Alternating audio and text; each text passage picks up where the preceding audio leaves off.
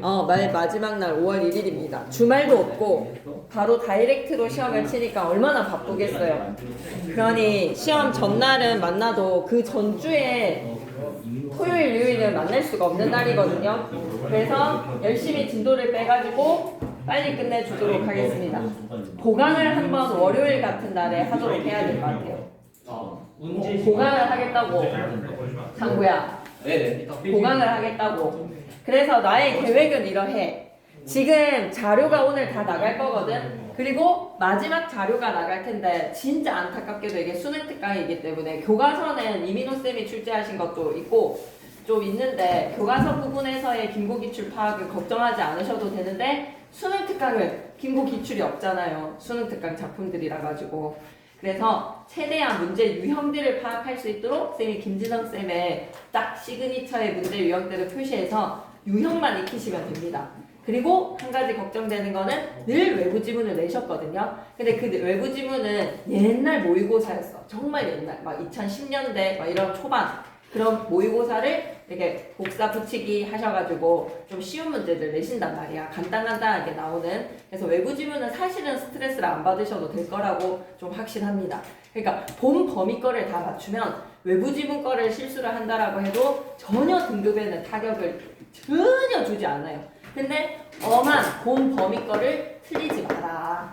네. 그래서 다음 주부터 이제 월, 화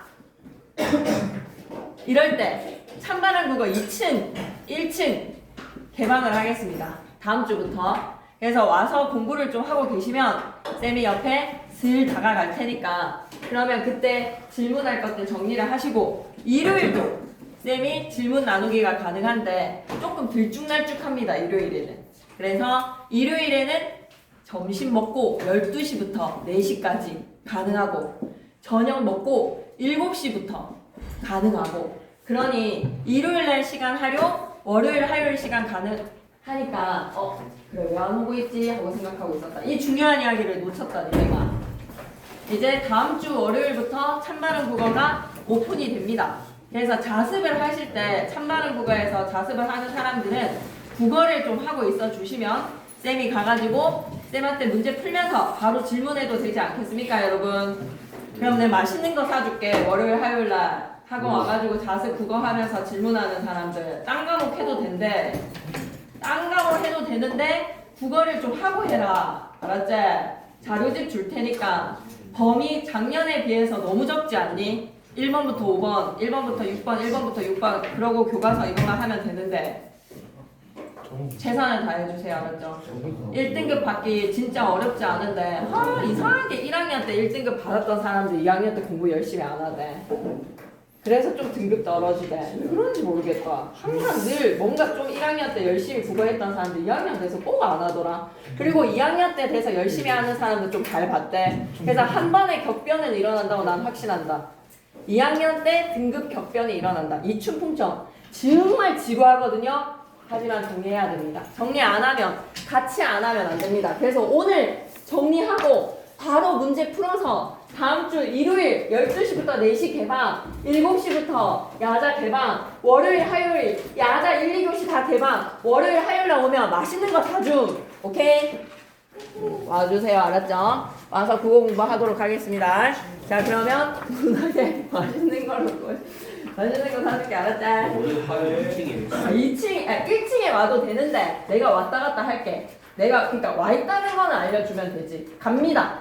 국어 질문할 거 있으면 막 하겠습니다. 뭐 딴 거 뭐 하면서 국어 질문하겠습니다 하면 내가 옆에 붙어 있으면 되잖아. 자 풀다가 선생님 막힙니다 하면 뭐 이렇게 하고 선생님 이 작품 해설이 이렇게 하면 딱 해설해주고 이렇게 하면 실시간 공부 너무 괜찮지 않니? 3주만 바짝 그렇게 하면 좋지 않을까? 물론 수학이랑 과학이랑 할 게 많지만 오케이. 문학의 수용과 생산 2번 단원 2 딱 표지 이거 딱 보면서 단원을 기억해. 지금 내가 너무 불안한 거는 이민호 쌤이 이 교과서 구석 어딘가에서 예상하지 못한 빈칸의 단답형을 낼 것 같아서 그게 너무 두렵다. 그래서 그 다음 이 2단원이 뭐라고? 문학을 수용하고 생산한다. 첫 번째 단원에서 문학 작품의 맥락, 이거 진짜 단답형으로 낼 수 있을 것 같지 않나? 문학 작품의 맥락과 수용, 그리고 두 번째 문학의 인접 분야와 매체, 세 번째 작품의 재구성과 창작. 차 넘기고 61페이지 가겠다. 61페이지. 아, 너무 읽고 싶은데 여러분 좀 썩낼 것 같은데 읽어야 됩니다. 이 단원의 성취 기준 1단원에서는 여러분 뭐 기억하고 가야 된다. 이거 외워야 돼. 알았지? 작가에다가 밑줄 끄시고 작가 맥락, 그 다음에 사회 문화적 배경에다가 밑줄 끄시고 사회 문화적 맥락, 어디 하는지 모르는 사람들 바보. 상호 텍스트성 맥락, 이런 다양한 맥락에서 이해하고 감상하자. 이 성취 기준은 문학작품과 연계된, 또다시 밑줄 끄고 갈게. 단답형으로 나올 수 있을 것 같아. 작가, 사회, 문화적 배경, 상호 텍스트성 등 다양한 맥락에다가 밑줄 끄시고 그렇게 작품을 이해하고 감상하는 능력을 기르기 위해 설정하였다. 문학작품 꼼꼼히 읽으면서 이춘풍전 작품의 의미도 도출해 보시고 작품의 생산 시점과 수용 시점에서의 여러 맥락을 고려하셔야 됩니다. 맥락 고려에다가 밑줄 끄시고 맥락이 불안하다. 문학을 수용하는 능력을 기름으로써 작품을 이해하고 감상하는 폭을 넓히고 작품의 가치를 평가하는 안목을 높이도록 그렇게 공부를 합시다. 내려와서 문학의 인접 분야 관계를 바탕으로 작품을 이해하고 감상하고 평가한다? 이건 낼 거 없는 것 같아.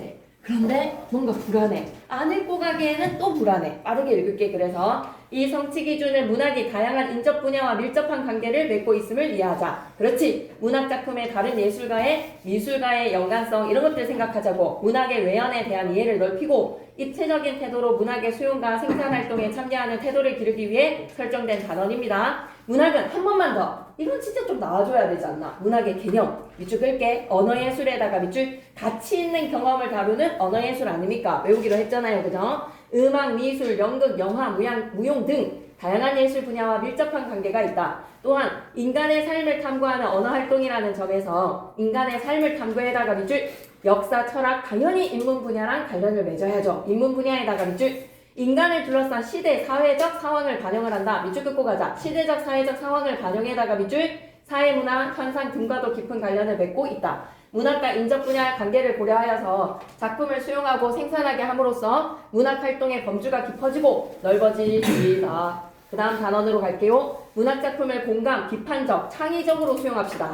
이런 것들 난 왜 이렇게 빈칸이 불안하니? 밑줄 긋자. 공감적, 비판적, 창의적 수용에다가 밑줄.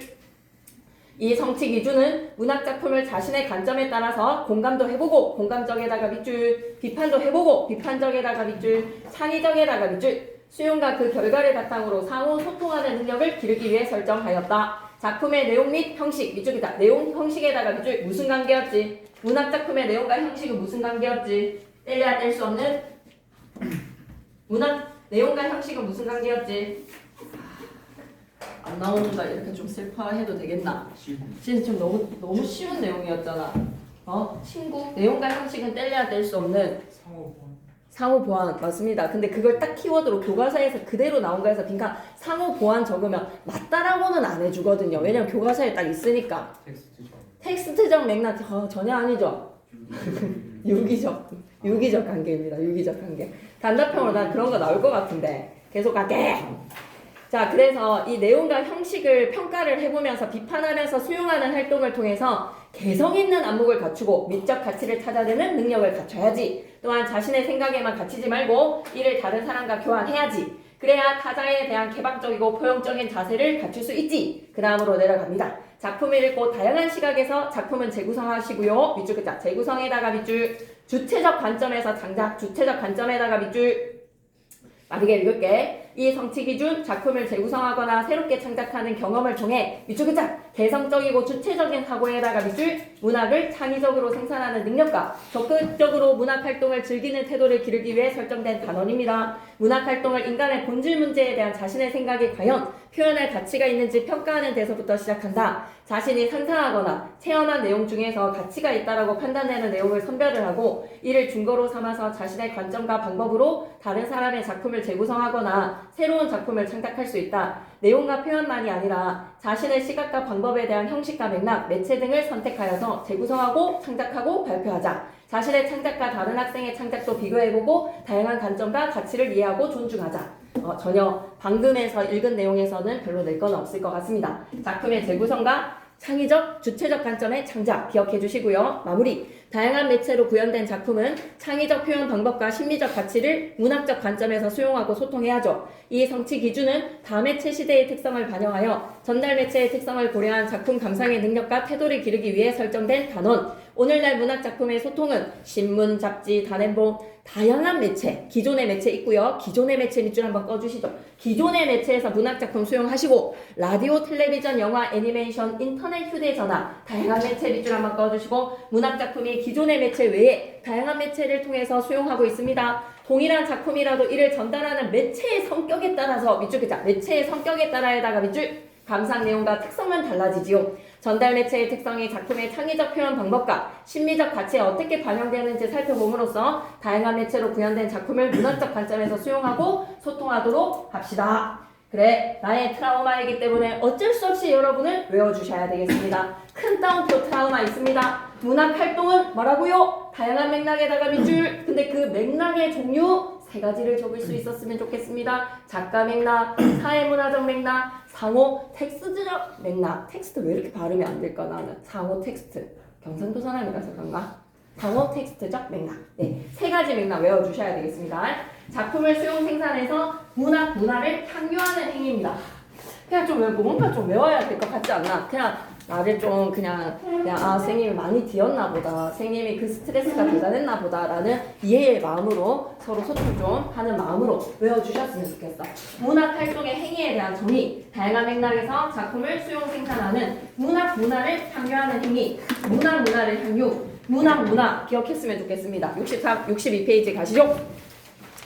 62페이지. 우리는 이 단원에서 바다 우리는 이 단원에서 맥락 3가지를 배웁니다.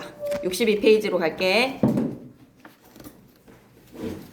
우리는 이 단원에서 문학작품을 시각에서 넓은 시각에서 수용하고 주체적으로 생산하는 활동, 한마디로 수용과 생산이네. 이 단원에서의 가장 핵심 키워드는 수용 앤드 생산. 먼저 문학작품을 둘러싸고 있는 맥락, 문학작품의 인적 분야와의 매체의 관련성, 이를 바탕으로 작품은 수용하고 소통하자. 그리고 작품을 읽고 다양한 시각에서 재구성하고 주체적인 관점에서 창작하자. 이러한 활동을 통해서 비판적 창의적 사고 역량, 의사소통 역량, 문화 향유 역량, 이런 것도 좀 길러보자.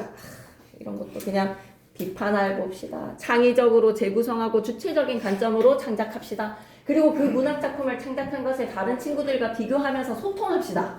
문화를 향유합시다. 문화 향유 역량까지. 63페이지 차! 63페이지 스스로 질문하기. 안 하고 넘어갈 수가 없습니다.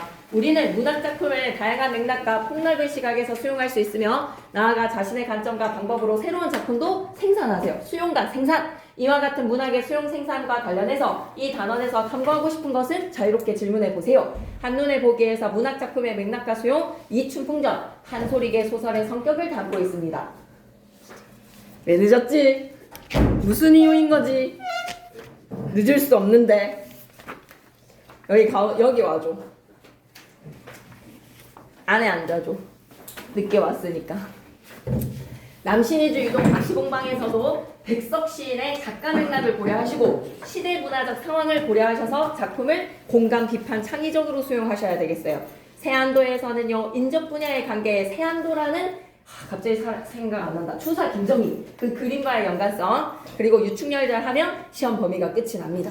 네, 한 번은 보강을 해야 되지 않을까 싶습니다. 네, 다음 주까지 나가고 그 다음 주에 타닥. 아무튼 좀 지켜봅시다. 페이지 64페이지 갈게요. 문학작품의 맥락과 수용. 64페이지는 별표 좀 쳐줘. 64페이지는 별표. 64페이지는 좀 잘 봐줘. 갈게. 문학작품을 둘러싼 맥락. 지도 방법도 안 읽을 수가 없겠어. 이 단원에서는 다양한 맥락 3가지를 고려해서 작품을 공감하고 비판하고 창의적으로 수용한다. 수용은 어떻게 해야 된다고 얘들아? 밑줄 좀 긋고 가죠. 공감, 비판, 창의, 수용. 그 결과를 바탕으로 상호 소통하는 능력을 기르는 것이 목표.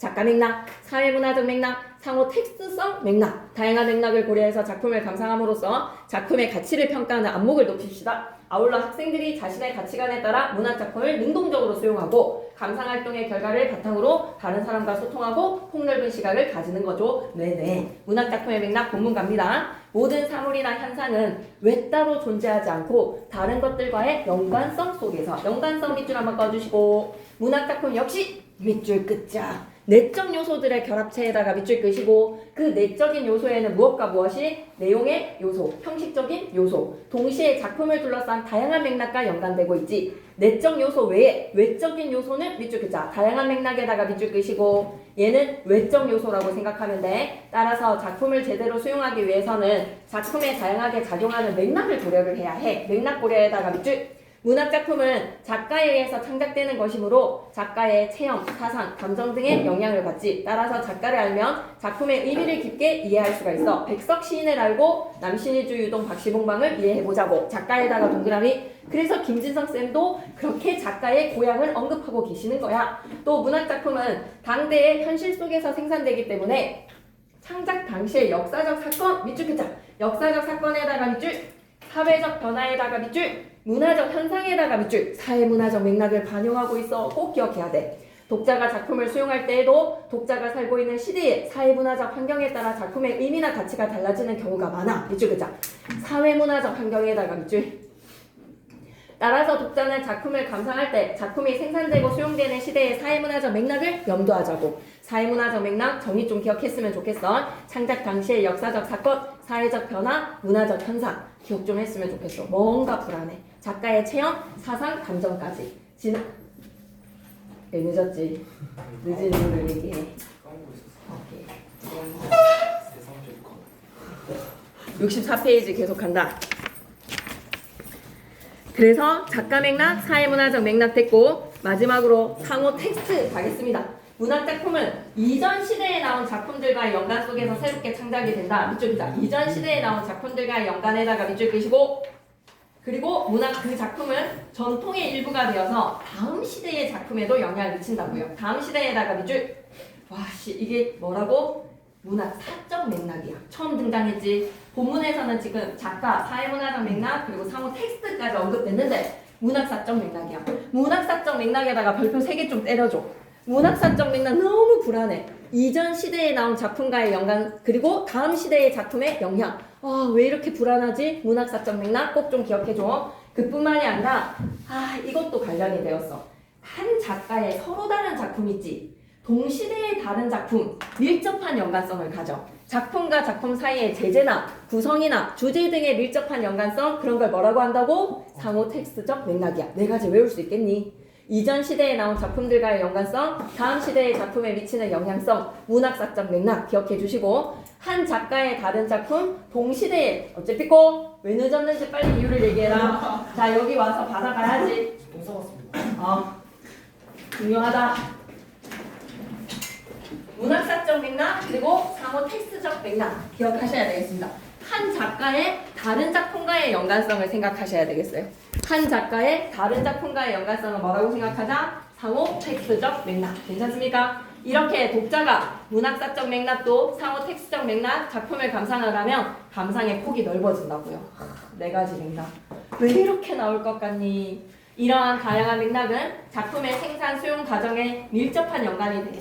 백석의 남신이 주동 박시봉방에서는 백석이 무슨 생활을 했다고 밑줄 끄자. 유랑 생활에다가 밑줄 끄시고, 그리고 해방 전후 우리 민족이 겪은 고난에다가 밑줄 끄시고, 이런 한 줄 정도는 적을 수 있잖아. 유랑의 작가의 삶, 해방 전후 우리 민족이 겪은 고난. 그런 게 유랑 생활을 하던 작가의 삶은 무슨 맥락이 되고, 작가 맥락, 해방 전후 우리 민족이 겪은 고난은 사회문화적 맥락이 돼. 그리고 고전소설 리춘풍전도 어떻게 맥락을 중심으로 감상을 하자고요. 가부장적 질서가 무너지는 잠시 넘기지 마시고 옆에 지문 연구 파란색 정리 한번 가겠습니다.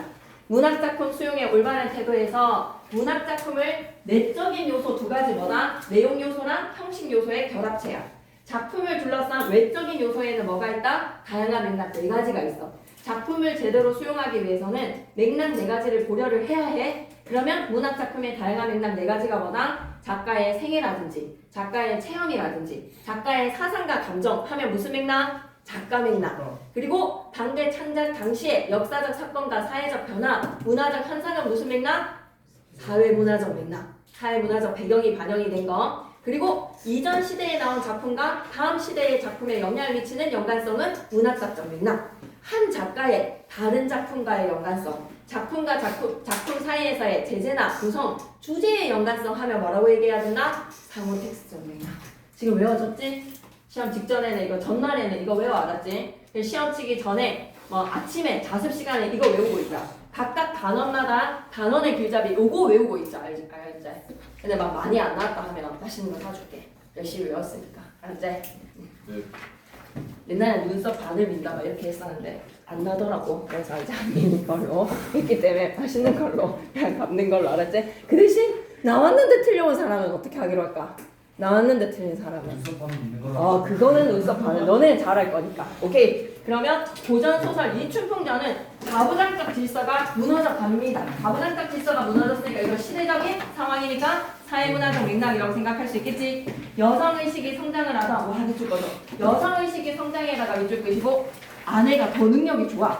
집안이 망하기만 하면 나라가 마누라가 막 바로 집안을 일으켜. 조선 후기 사회상 반영에다가 밑줄 끄시고 이거 하나 별표 쳐줘. 판소리계 소설의 특징에다가 별표 하나 쳐줘. 그러니까 봐봐. 지금 백석의 남신이주 유동 각시봉방은 작가 맥락이랑 사회문화적 맥락을 중심으로 감상할 수 있지. 그 다음에 이춘풍전은 어떤 맥락으로 중심을 감상을 해봐라? 사회문화적 맥락이랑 판소리계 소설이라는 이 소설 계보 문학사적 맥락으로 감상을 하라는 거야. 이 두 가지 맥락을 탁탁 중심에 놓는 거. 이거 너무 괜찮은 것 같은데 박모걸의 시 나그네는 친구 조지훈한테 완화삼에 대해 답하는 작품이야. 이런 건 뭐야? 작가 간의 관계에다가 밑줄 끄시고 상호 텍스트가 되는 겁니다. 이와 같이 정리를 해볼게요.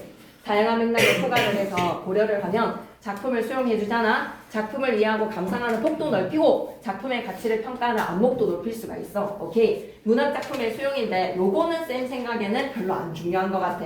근데 안 읽고 가기에는 허를 찌를 것 같은 그런 왜 불안한 마음 있지. 그래서 내 입에 모타를 달고 빨리 읽고 지나갈게. 문학 작품의 수용은 독자의 독서 행위를 통해서 이루어져. 이때 독자는 자신의 가치관을 바탕으로 작품의 주제를 해석하고 평가를 해. 밑줄 끄자. 자신의 가치관에다가 밑줄 끄시고 작품의 주제를 해석, 평가.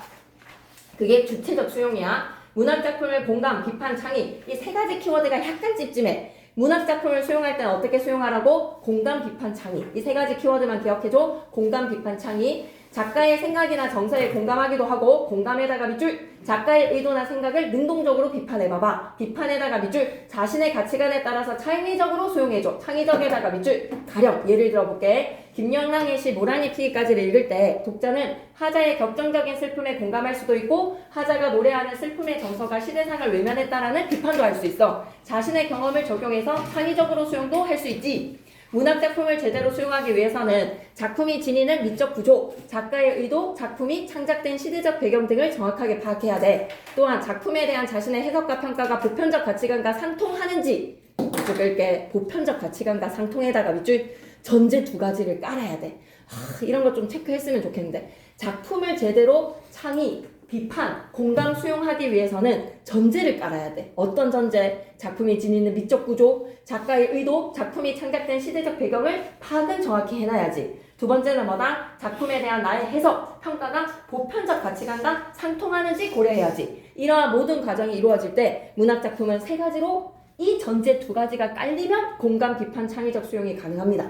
이렇게 문학작품을 공감, 비판, 창의적으로 수용함으로써 우리는 다른 사람과 구별되는 개성 있는 안목을 가지자. 작품의 미적 가치를 찾아내는 능력도 기를 수 있다. 오 예. 그리고 작품의 미적 가치를 발견하고 작품을 평가하는 일에서 끝나는 것이 아니라 그 결과를 그래 의사소통의 역량을 발휘하자. 적극적으로 교환하자. 이렇게 작가의 생각을 그대로 따르거나 자신만의 생각에 갇히지 말자. 자신의 작품 감상 결과를 서로 소통하고 타자에 대해서 개방적이고 포용적인 자세를 갖출 수 있더라. 끄덕끄덕끄덕. 공감, 비판, 창의적 수용. 이 두 가지는 꼭 좀 기억해줬으면 좋겠어. 전제로 깔려야 되는 거 두 가지도 기억해줬으면 좋겠어. 이거 수업 시간에 읽고 지나가셨지? 맞지? 정말로 나올 수 있을 거라고 생각합니다. 진짜. 어떤 기퉁이에서 뭐를 노리고 있을지 우리는 두려워하자. 지문 연구 가겠습니다. 옆에 요 파란색만 한번 보고 갈게요. 이 전제 두 가지를 기억해야 되겠어. 전제 두 개를 깔고 작품의 미적 구조, 작가의 의도, 작품의 시대적 배경을 정확히 파악해주고 자신의 해석과 평가, 보편적 가치관과 상통하는지 고려해보고 그러면 뭐가 된다고? 공감, 비판, 창의적 수용이 가능해. 그러면 얻을 수 있는 이점이 뭐다? 개성 있는 안목을 가지지, 작품의 미적 가치를 찾아내는 능력을 가지지. 오케이, 66페이지. 이춘풍전 위에다가 맥락 두 개 크게 적고 가라. 이춘풍전은 조선 후기 사회상을 반영을 하고 있으니까 무슨 맥락? 제목 위에다 적고 가겠습니다. 사회문화적 맥락이라고 적자. 사회문화적 맥락. 저 3월달에 좀 공부를 열심히 하지 않은 것 같은데요 라고 하는 사람들 월요일 화요일날 와주세요. 그러면 작품 막힌다 라고 하면 선생님 바로 옆에서 붙어서 해설 바로 듣고 바로 문제 풀고 너무 좋지 않습니까? 실시간으로. 7시부터 10시 반까지 함께 하자. 오케이. 그리고 이춘풍전 옆에다 무슨 맥락? 판소리계 소설이라는 계보의 맥락. 옆에다 뭐라고 적고 가야 되겠다? 문학사적 맥락이라고 적어야지. 문학사적 맥락. 오케이. 두 가지 맥락을 중심으로 시작하는 거야. 핵심 정리는 고전 소설이면서도 세태 소설이야. 세태 소설에다가 밑줄 끄시고 이민호 쌤이 세태를 되게 물어볼 거야. 조선 후기에. 좀 어려웠어. 세태 소설에다가 밑줄. 서술형이기는 했는데 이거에서 뭐를 도통 뭐 이런 느낌이었어. 풍자 소설에다가 밑줄 끄시고 가부장적 질서를 풍자를 하는 겁니다. 풍자 소설 위에다가 뭐라고 적자? 가부장적 질서라고 좀 적어줘. 그리고 판소리계 소설의 판소리적 문체, 편집자적 논평 언급하셨지? 시험에 나온대. 편집자적 논평 구별하는 거 시험에 나온다. 성격으로 갈게. 풍자랑 해학과 교훈적 성격. 조선 숙종 때의 서울과 평양을 배경으로 평양이 또 배경이 돼. 서울 동그라미, 평양 동그라미. 전지적 작가 시점이라서 허위적인 남성 중심 사회에 대한 비판 밑줄 끄자. 허위적인 남성 중심 사회에 대한 비판에다가 밑줄 끄시고 진취적인 여성상이 새롭게 제시가 됩니다. 진취적 여성상에다가 밑줄. 주제는 좀 기억해야 돼. 이춘풍이랑 그의 아내 김씨가 아이고 물결 표시해 줄래? 상반된 모습에다 물결 표시. 그래서 이런 거에서 여러분이 공감, 비판, 창의적 수용 하셔야 됩니다. 물질 중심적 가치관의 형성이라는 거는 꽃뱀 등장하재 물질 중심적 가치관에다가 밑줄 끄시고 여성의식의 성장 등 조선 후기의 사회상이 참말로 잘 반영되어 있습니다. 그래서 무슨 소설이라고요? 세태소설. 초록색 글씨 갈게요. 이 작품은 조선 후기 사회상이 반영이 된 고전소설이다. 다양한 맥락 중에서도 두 개를 더 중심으로 더 사회문화적 맥락이랑 문학사적 맥락을 중심으로 문학작품을 감상하고 비판 창의적 수용하겠습니다. 앞부분 줄거리 갈게요. 숙종 시절 서울에 살던 이춘풍은 이춘풍에다가 동그라미 부자 금수저인데 부모에게 물려받은 많은 재산에다가 밑줄 끄시고 왜 방탕했게 주색에 빠졌거든. 술 좋아하고 여자 좋아하는 거야. 그래서 탕진을 했어. 이유춘풍은 아내 김씨에다가 동그라미 진취적 여성상, 새로운 여성상이야. 모든 살림살이를 맡기고 다시는 허튼 짓을 하지 않겠다라고 각서를 썼어. 각서에다가 밑줄. 그래서 열심히 아내가 가진 고생 뭐로? 바느질로 집안을 일으킵니다. 밑줄 끄자. 여성의 경제적 역할이 학대됨에다가 밑줄 끄시고 이런 거 알 수 있는 사회상 물어보거든. 여성의 경제적 역할이 학대된 거야. 그렇게 바느질로 고생 끝에 재산을 다시 모았는데 옛버릇이 되살아난 춘풍이 장사 핑계를 대고 집에 500냥이라 이런 거 막 계산하는 거 문제 막 내셔가지고 좀 황당했었어. 500냥에 돈 500냥에다가 밑줄 끄시고 계산하는 거 복리이자 그거 있잖아. 돈 500냥에다가 밑줄 끄시고 호주에서 빌린 돈 2,000냥에다가 밑줄 끄시고 그러니까 500냥은 자기네 집 돈이고 2,000냥은 뭐였다? 대출. 나라 대출을 끼고 평양으로 갑니다. 공간의 이동. 평양에다가 네오박스 한번 치시죠. 평양에서 꽃뱀 만나는 거야. 그곳에서 춘풍은 기생 추월이한테 반합니다. 추월에다가 동그라미. 그래서 2,500냥 장사 미천이 다 거덜이 나고 급기야 그 집에서 머슴 노릇을 하고 있는 거야. 머슴 노릇 밑줄 끄시고 이 소식을 들은 춘풍 아내 김씨가 평양감사 회계비장을 자처를 해서 평양감사 회계비장 자처에다가 밑줄 쭉 끄시고 밑에다가 남장 모티프 적고 가야 돼. 소설 속에 반영된 모티프 뭐라고 적어놓고 가야 되겠니? 남장 모티프 꼭 적어야 되는데 남장 모티프. 그래서 평양감사 엄마를 구워 삶아서 자기 아들이랑 같이 내가 평양감사 떠날 때 회계비장이 되어서 찾아갑니다. 남장을 해서요. 남장을 하고 평양에 찾아간다. 남장 모티프 꼭 좀 기억해 주세요. 이때에 이제 장면 전환이야. 회계비장에다가 동그라미 안에 김씨라고 생각해야지. 춘풍이 하는 일을 다른 사람에게 탐문했구나. 하루는 비장이 추월의 집을 찾아갈 때 사또께 아래고 천천히 찾아가니 춘풍의 거동이 기구하고 볼만하다. 이런 거 나와. 시험에 나와. 위쪽 있자. 춘풍의 거동이 기구하고 볼만하다라는 거에서 서술자가 단순히 개입한 것만이 아니야. 춘풍의 거동에 대해서 기구, 볼만이라는 평가를 내리고 있어. 밑줄 까야 돼. 춘풍의 행색에 대한 평가에다가 밑줄 끄시고 시험에 나온다. 다 구분해야 돼. 편집자적 논평에서 춘풍의 행색에 대한 평가 체크해야 된다. 봉두난발 밑에다가는 외양묘사라고 좀 적어줘. 외양묘사.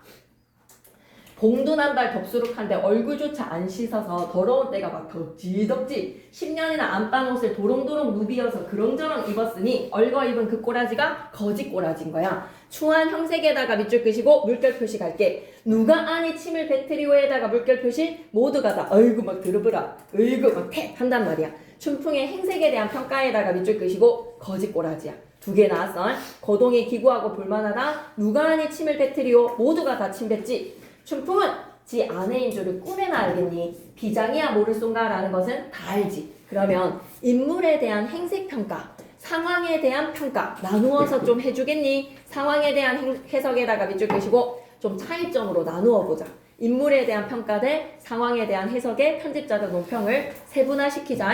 분한 마음 감추고 추월이의 방에 들어가니 분한 마음을 왜 감췄습니까? 추월이 집에서 지금 남편이 순환을 겪고 있으니까 팔을 안으로 굽는다고 남편에 대해서 분노보다는 지금 안타까운 거야. 밑줄 기자. 춘풍이 경제 순환에다가 밑줄 추월이의 방에 들어가니까 밑줄 기자. 간사한 추월이에다가 밑줄 끄시고 서술자가 인물에 대한 시각이 딱 표현이 그냥 간사하다라고 얘기를 하지 회계비장 호리려고 하는 거야. 이 꽃뱀이 이제는 누구를 노리고 있다? 회계비장을 노리는 거야. 마음을 먹어서 회계비장 엿보면서 교태에다가 밑줄 끄시고 수작에다가 밑줄 끄시고 교태와 수작을 부립니다.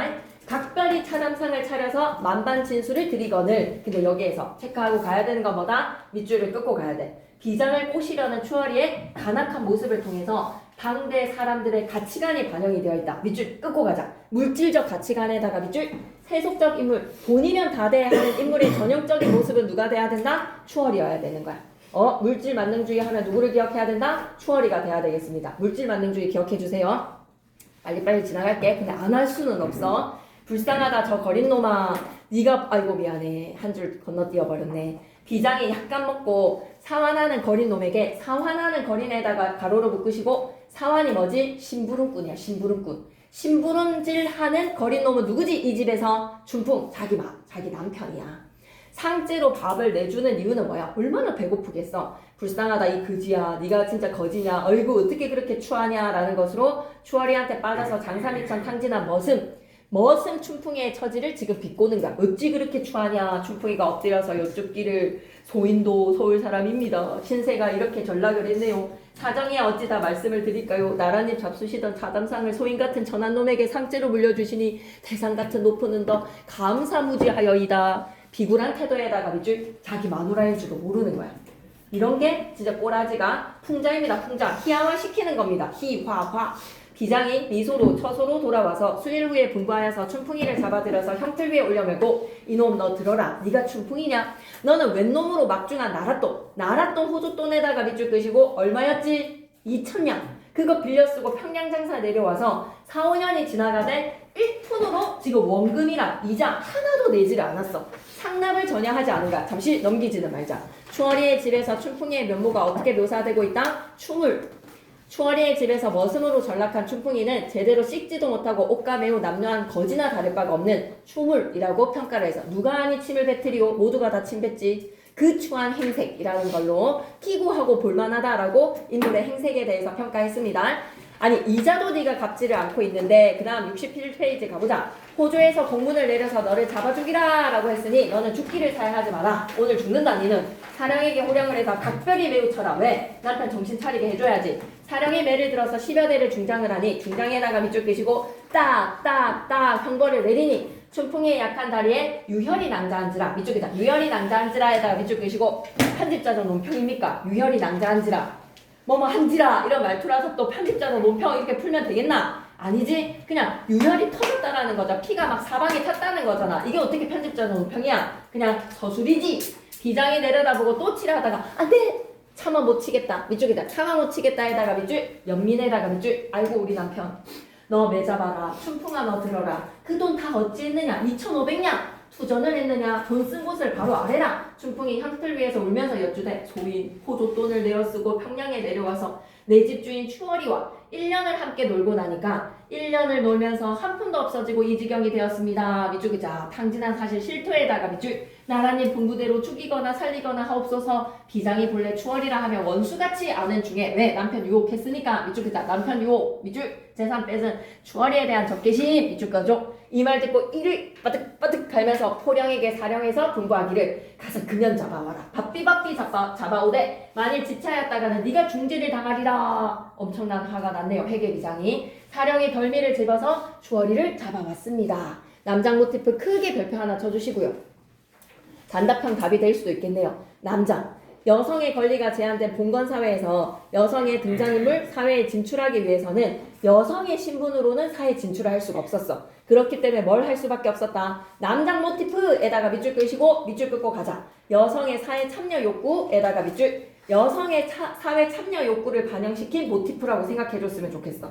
그리고 밑줄 하나 꺼야 돼. 여성의식 신장에다가 밑줄 끄시고 남성 중심 사회의 허구성에다가 밑줄. 왜? 여자들이 진출하고 나니까 더 잘하거든. 그러니 남성 중심 사회에서의 이 빈틈을 보여주는 거야. 허구를 보여준다는 거지. 괜찮죠? 꼭 좀 기억해줬으면 좋겠습니다. 여성의 사회 참여 욕구가 반영이 되어서 남장 모티프 하나, 그리고 남성 중심 사회의 허구성이 고발이 된다라는 거를 기억해 주시고 오른쪽 귀퉁이로 가보자.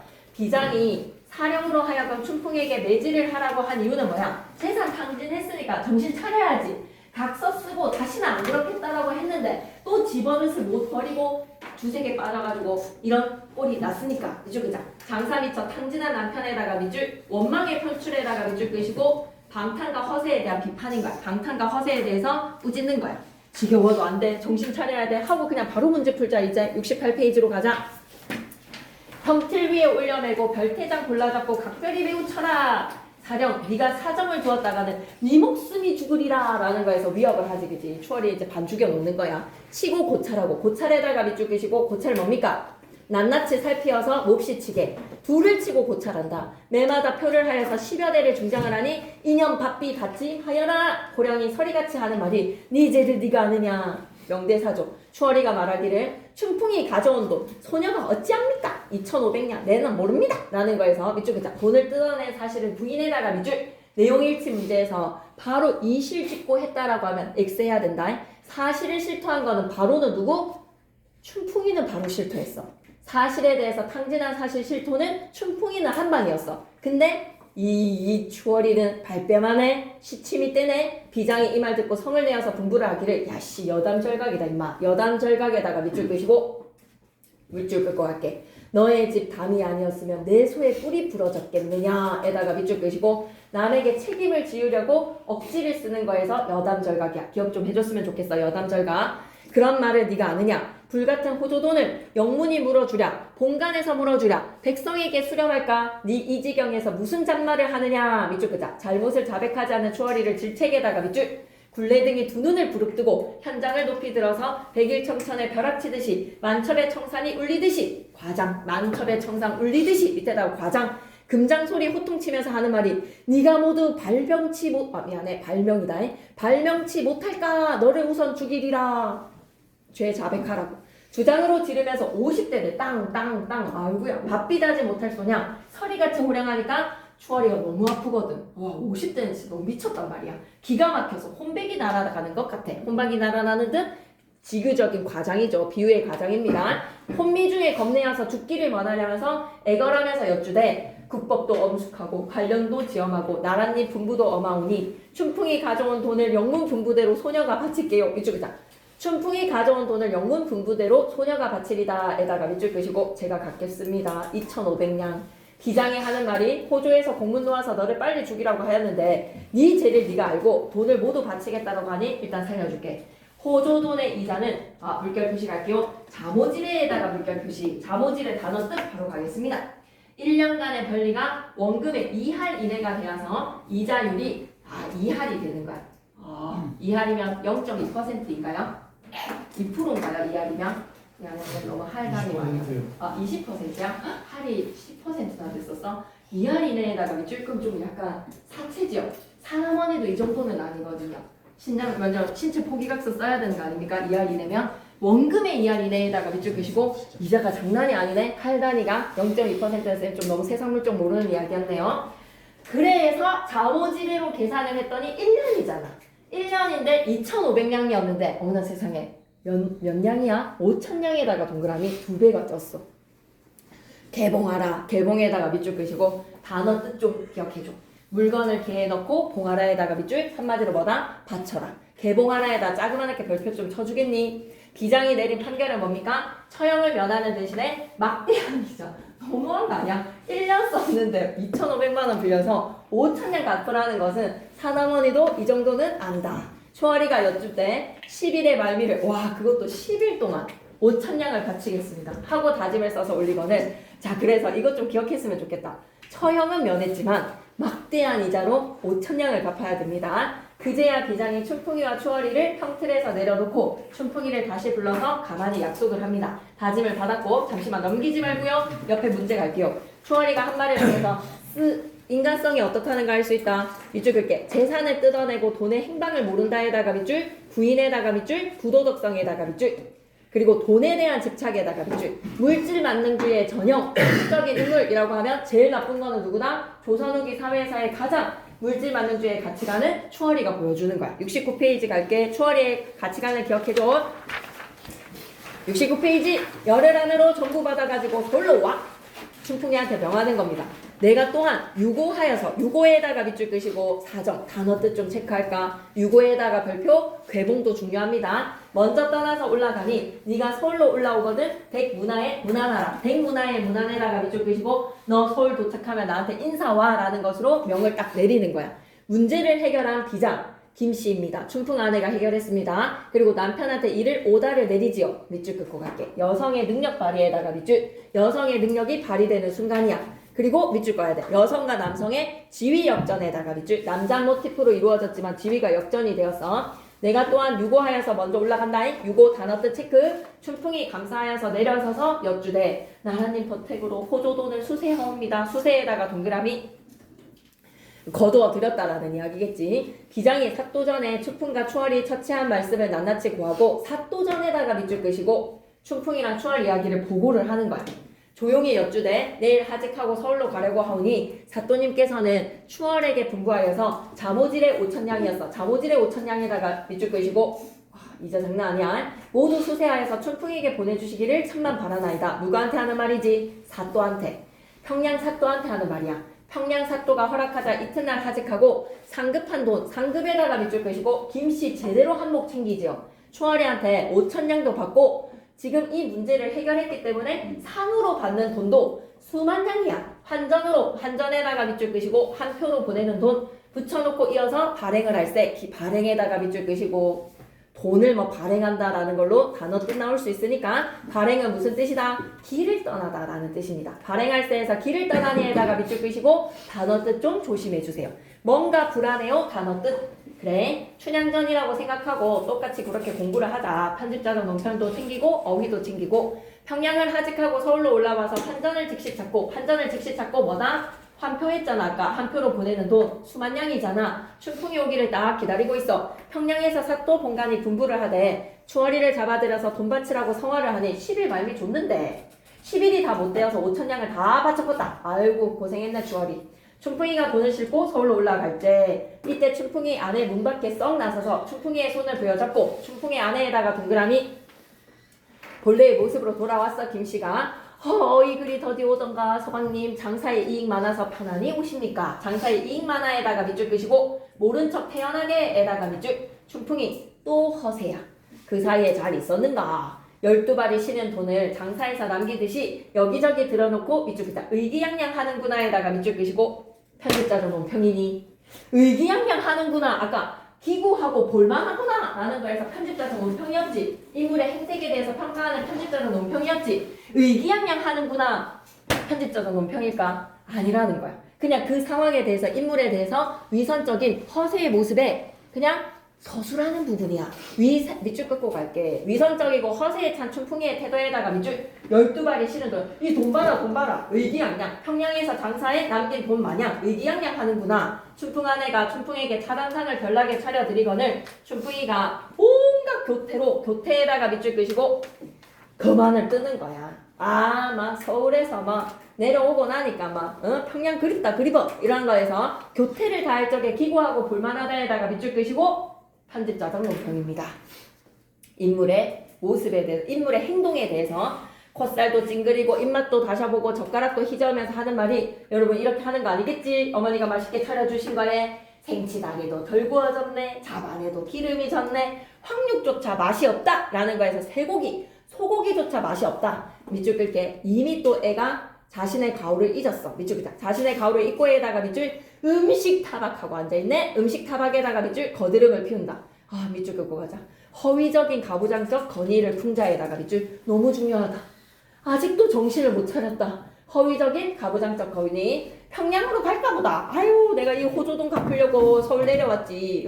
아니면 안 내려왔어. 내일 호조돈 다 바치고 나 평양으로 다시 가야겠어. 너도 함께 따라가서 평양 감량 작은 집 한마디로 우리 추월집에 음시 솜씨 좀 니도 볼래? 라는 거에서 내 세컨드 음시 솜씨 네가 본받아야 되겠어. 조강지처에 속이 끓어오르겠죠. 그죠? 집에 들어와서 여전히 교만합니다. 교만한 태도에다가 밑줄 끄시고 정신 못 차렸어.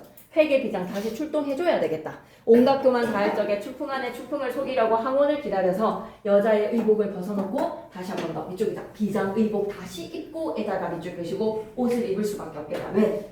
아직 정신 못 차렸으니까. 교만한테도 혼내줘야지. 흐늘거리면서 들어오니 춘풍이가 의아해서 방 안에서 주저주저 하는지라 태도 반전에다가 밑줄 끄시고 아이고 회계 비장님 어찌 우리 집을 알고 평양에 왔던 일을 생각해라. 네 집에 왔다 한들 그다지 지금 거만을 떨고 있냐. 거만하냐에다가 밑줄 끄시고 춘풍이가 거짓 꼬라지로 차담상을 받아 먹었던 그때의 그 수모를 네가 벌써 잊었느냐라고 딱 찍어주는 거야. 잠시만 넘기지 말자. 비장이 춘풍에게 지시했던 내용은 뭐야? 5천냥 받아가지고 다 수세해서 올라와라. 열흘 안으로 추월이가 5천냥을 갚을 거니까 그거 다 받아가지고 어떻게 오라고? 서울로 오면 문안인사 오라 그랬어. 밑줄 끄자. 서울로 올라와서 자신의 집에 문안인사에다가 밑줄 끄시고 춘풍 안에 김씨의 문제 해결 방식 옆에다가 새로운 여성상 진취적 여성상 적고 가겠습니다. 새로운 여성상 진취적 여성상 꼭 기억하셔야 됩니다. 진보적인 여성 이성적으로 치밀하게 계획을 해서 회계비장의 지책을 땄어. 그 평양감사의 어머니를 약간 매수를 했거든. 두 번째, 지혜와 처세로서 지혜 처세에다가 밑줄 남성 사회에 가감하게 뛰어든 거야. 관권을 이용을 해서 부도덕한 인물들은 응징해야지. 관권에다가 밑줄 끄시고 공권력, 공무원의 능력, 여성의 능력과 지혜를 두드러지게 드러냄으로써 밑줄 끄자. 여성의 능력과 지혜에다가 밑줄 뭘 고발하는 거지? 가부장적 사회의 허구성. 여성에 대한 관점이 진보적으로 변화되었습니다. 밑줄 끄자. 여성에 대한 관점이 진보적으로 변화에다가 밑줄 새로운 여성상. 여성들에 대한 인권의 목소리 나오기 시작했다. 언제부터? 조선 후기부터. 춘풍의 아내 춘풍에게 어떠한 태도를 거들먹. 허장성세 하나 적고 가겠습니다. 사자성어로 뭐라고요? 허장성세. 허세를 떨고 있어.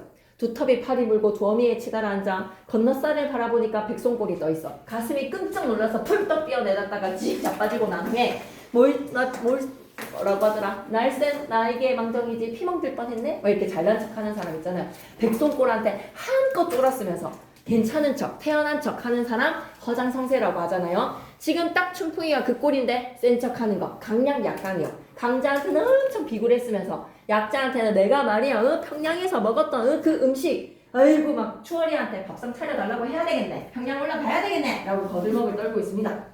집에 돌아온 춘풍이를 반갑게 맞이하고 차담상을 차려서 대접했고 춘풍이의 가오를 모른 척 눈 감아줬는데 밑줄 끄자. 밑줄 끌게. 춘풍이의 가오를 모른 척 눈 감아에다가 밑줄 여전히 춘풍의 아내 김씨는 남편을 가장으로 대우를 했는데 춘풍에다가 동그라미 치시고 춘풍은 어떻게 한다? 허장성세를 기억했으면 좋겠어. 춘풍의 아내는 춘풍에게 가장으로서의 대우라면 춘풍은 춘풍 아내한테 뭐라고? 허장성세. 아직 정신 못 차린 거야. 70페이지 빨리 해버릴게. 춘풍이 그제야 자세히 보니까 과연 평양에서 돈 받아주던 회계비장님이 오신 거야. 회계비장에다가 밑줄 깜짝 놀라서 문 밖에 뛰어내려서 문 안에 옆주대 회계비장이 하는 말이 평양에서 봤던 내가 얼마나 아프더냐 라고 얘기를 하면 아내가 들을까봐 막 쪼는 거죠. 춘풍이 여쭈되 어찌 감히 아프다 하겠습니까? 소인에게는 뭐 상이었습니다. 상. 회계비장이 하는 말이 평양에서 떠날 적에 너더러 이르기를 돈을 싣고 서울로 올라오거든 우리 집에 문안 인사하라고 했잖아. 소식이 없기로 매일 기다리다가 아까 마침 남산 밑에 박승지 댁에 가서 술을 먹고 대취하여서 종일 놀다가 호련히 네가 왔다는 말을 듣고 네가 집에 왔으니 흰죽이나 쏘아달라. 밑줄기다. 흰죽이나 쏘아달라에다가 밑줄. 난감하지. 춘풍이가 김씨를 아무리 찾은들 있겠어. 있을 송가 이런 거 편집자 논평으로 풀면 되겠나 안 되겠나? 없다라는 서술이다 그냥. 제가 손수 죽을 쓰려고 죽살을 내어서 들고 부엌으로 나가거늘 비장이 호령을 하기를 자기가 흰죽을 만들려고 하는 거야. 네 지엄이는 어디 가고 나에게 내외를 시키느냐? 의도적으로 바로 난처하게 만들려고 하는 거지. 춘풍이가 묵묵부답으로 혼잣말로 심중에 가리기를 그립던 차에 가소를 만났으니 가소에다가 별표 치시고 아내입니다. 가족입니다. 식구입니다. 우리 둘이 오늘 잠이나 잠 좀 잘 자볼까 달콤한 시간을 좀 보내볼까 했는데 아내는 간대는 없고 비장은 이처럼 호량을 하니 진실로 민망하나 막무가내다. 무가내하 밑줄 끄시고 달리 어찌할 수가 없다. 막무가내 기억했으면 좋겠어. 무가내하. 회계비장이 내다보니까 춘풍이가 죽쓰는 모습이 우습고도 볼만하다. 편집자로 논평으로 보기에는 좀 곤란해. 알았지? 회계비장의 시각으로 바라보는 거지 서술자가 평가하는 게 아니잖아. 서술자가 춘풍의 꼬라지가 죽쓰는 모습이 우습고도 볼만하다야 깔깔깔 하고 비웃는 게 아니잖아. 편집자는 논평이 아니라 회계비장이 내다보니에다가 밑줄 끄시고 회계비장의 시각으로 봤기 때문에 편집자적 논평이 아니라고요. 아시겠죠? 편집자 논평 아닙니다. 그제야 죽상을 들이거늘 비장이 먹기 싫은 죽을 조금 먹는 척하다가 춘풍한테 상째로 주면서 밑줄 끄자. 추월이 집에서 했던 행위의 반복에다가 밑줄. 야씨 평양 감량 추월이 집에서 이 심부름꾼 사안으로 있을 때처럼 다 깨진 헌사발에 누룽지 국을 부어서 숟가락 없이 뜰 아래 서서 되는 대로 먹던 일 생각하면서 야 그렇게 니 좀 센 말 해야 되겠는데 그냥 고운 말을 사용할게요. 그렇게 먹었던 것처럼 해봐라. 추월이의 미색에 빠져서 장사미천 탕진하고 머슴으로 전락한 때를 떠올리도록 밑줄이다. 과거 일을 반성에다가 밑줄 정신 차리라는 거야. 과거 일 반성하라는 거야. 그러니 그제야 춘풍이 아내가 어디에서 죽 먹는 모습을 내가 볼까봐 내 모습을 볼까봐 여기저기 살펴보면서 얼른 먹는지라. 그제야 춘풍 아내 혼잣말로 속마음이다. 김씨의 속마음이다. 이런 고동 골짝시며 누가 아니 비웃겠는가. 저런 행실 어디 가서 사람으로 보이겠는가. 아무튼 속이기를 더하자니 차마 우스워서 못하겠다. 이런 꼴을 볼짝시면 나 혼자 보기도 아깝다. 편집자적 논평 아닙니다. 나 혼자 보기 아깝다. 김씨 아내의 속마음이에요. 밑줄 긋자. 가부장적 건의가 실추에다가 밑줄 다 왔다. 좀만 힘내자. 이런 거동 저런 거동 다 보고 난 연후에 회계비장 의복 벗어놓고 여자 의복 다시 입으면서 자신의 정체를 드러내매다가 밑줄 우리 남편 바보 하고 비웃는 겁니다. 잠시 넘어가지 말고 춘풍의 모습을 통한 풍자랑 해야 색깔 분명히 다르거든요. 풍자는 돌려까기입니다. 밑줄 끌게요. 무능 밑줄, 허세 밑줄, 교만에다가 밑줄 무능, 허세, 교만. 춘풍의 행동에 대한 키워드 무능, 허세, 교만 기억해주세요. 무능, 허세, 교만. 밑줄 끄시고 가부장적 건의 모순과 허위 풍자에다가 밑줄 꼭 기억해야 돼. 가부장적 건의의 모순과 허위성. 그리고 해악은 뭐야? 자신의 조금 뭐라 해야 되지? 따뜻한 웃음이라고 생각해줘. 막 깔려고 하는 비판의 의도보다는 자신의 아내인 줄 모르고 비장에게 쩔쩔매다가 비장의 정체가 밝혀지자 에이 다 알고 있었어. 마누라가 나한테 장난치는 거 다 알고 있었지. 밑줄 끄자. 너스레를 떠는 춘풍에다가 밑줄 끄시고 그런 부분은 해학성. 부부간의 정의 모습이기 때문에 다 왔다. 비장이 춘풍에게 죽을 먹으라고 하는 거는 뭐야? 이거 되게 중요해. 과거 일을 상기해서 반성하라는 거야. 밑줄 끌게. 그와 같은 가오를 반복하지 않도록 교훈을 주기 위해서에다가 밑줄 머슴했던 일을 기억해.